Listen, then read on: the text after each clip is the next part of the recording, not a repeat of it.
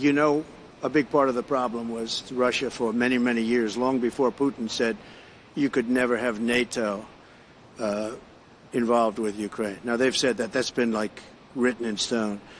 And somewhere along the line, Biden said, no, they should be able to join NATO. Well, then Russia has somebody right on their doorstep, and I could understand their feeling about that. But there were a lot of mistakes made in that negotiation. And when I heard the way that Biden was negotiating, I said, you're going to end up in a war.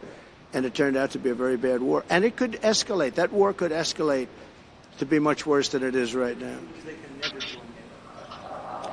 Well, my view is that it was always understood. In fact, I believe that they had a deal, and then Biden broke it. They had a deal which would have been a satisfactory deal to Ukraine and everybody else, but that Biden said, no, you have to be able to join NATO.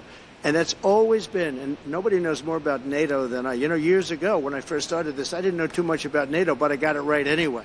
I said they're taking advantage. I'm the one that got, and the Secretary General was here, as you know, 2 weeks ago, saying that if it weren't for me, NATO wouldn't even exist right now, because I raised from countries that weren't paying their bills.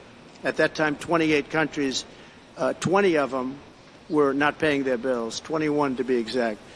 They weren't paying, or they were paying a very small portion. And I raised over $680 billion. That was the number he gave, by saying, if you don't pay, we're not going to protect you. And as soon as I said that, the money came pouring in. But Obama could have said it. Other people could have said it. Bush could have said it. Nobody said it but me. I took a lot of heat. They said, oh, that's a threatening statement. Well, they weren't paying their bills. I said, we're not going to protect you if you're not paying the bills. So, in a true sense, I saved NATO, but NATO's taken advantage of us.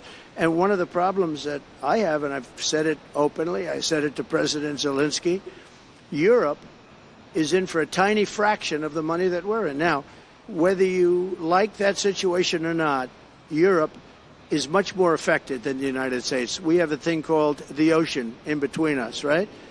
Why are we in for billions and billions of dollars more money than Europe? And, you know, they're a similar size, a little smaller, but they're a similar size economy as the United States when you add them up. And yet Europe is in for a small fraction of the number the United States is in. Now, Biden could have called them up during the term. That's what I did. I said, you have to pay your bills. And they all, one stood up. I won't say who. You'll probably have it, because the papers, the media hated to report on it. But a prime minister stood up from a country, you know, a famous meeting of 28 nations with no press, no anybody in the room. He stood up. He says, does that mean if we don't pay our bill, and at that point it was 2%, it should be 5%. It should be 5%, not 2%. But at that point it was 2%. But many people didn't pay. Some people didn't pay anything. But many people were way, including Germany. Germany was at less than 1%. Well, I think NATO should have 5%, yeah. Well, you can't do it at 2%. I mean, at 2%, every country, if you're going to have a country in a regular military, you're at 4%. I think they should be, you know, they're in dangerous territory. I think it should be, they can all afford it, but they should be at 5%.